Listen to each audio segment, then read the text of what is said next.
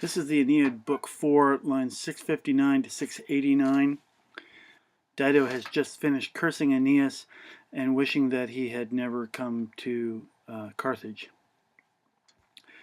She spoke, and having pressed her lips on the couch, she said, "We will die unavenged, but let us die, Moriamer, Moriamer." Note the difference. Thus it pleases to go under the shadows. Let him, let the cruel Dardanian drink in this fire with his eyes from the deep, and let him bear the omens, not omnis, omina, the omens of our death with him.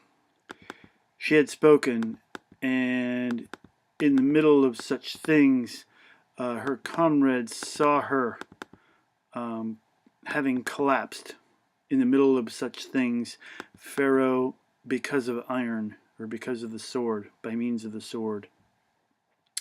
And her comrades saw the sword foaming and her hands sprinkled with blood. Clamor, a shout, went to the high atrium of the halls.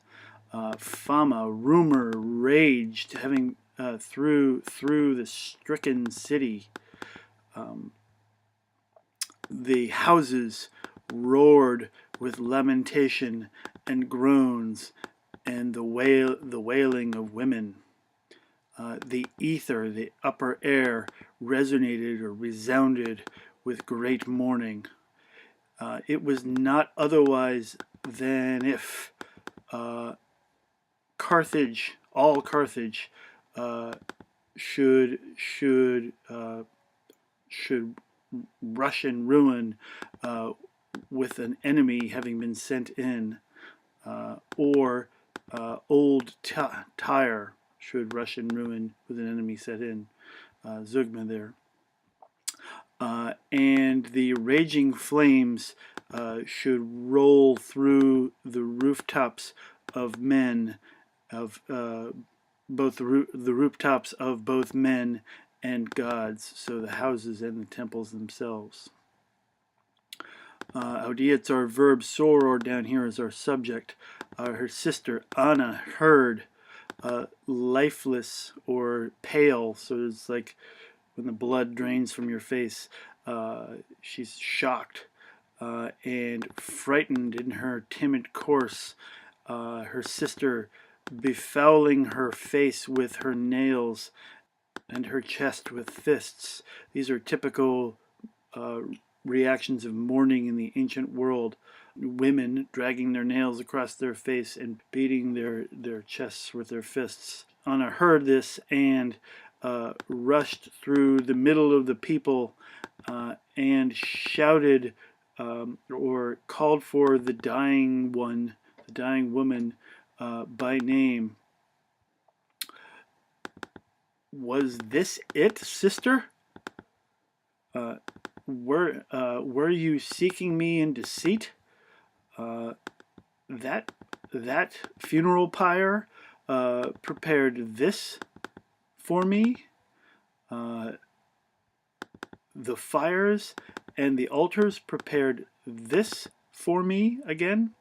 So Dido helped her pile up all the stuff that she's now sitting on top of and killing herself on top of. What should I complain of first? Me having been deserted. Did you, dying, spurn your sister as a comrade? You should, this is Wilcasa's pluperfect subjunctive, potential subjunctive. You should have called me to the same fate. Grief and the same hour should have borne away both of us likewise by iron, because of the iron. Also, did I build with these hands this thing which we need to supply? And did I call upon the gods of our fathers with my voice in such a way that that I might be absent with you positioned, or with you placed here, O cruel one. You have extinguished, you have killed, you have extinguished yourself and me, sister, and your people, and the fathers of Sidon, and your city. Grant, we're going to put an ut in here, grant that I may be able to wash your wounds with water. And if any last breath might wander up, I might be able to pick it or capture it with my mouth. This was actually an ancient custom of the Romans, that it was a very tender moment to catch the last breath of a dying person in your mouth. Having spoken thus, she wandered up the tall steps, and having embraced her half alive sister in her lap, she fondled her, she caressed her with groans, and she dried the dark blood with her clothes. She, the other one, meaning Dido, having tried to lift her heavy eyes again, failed.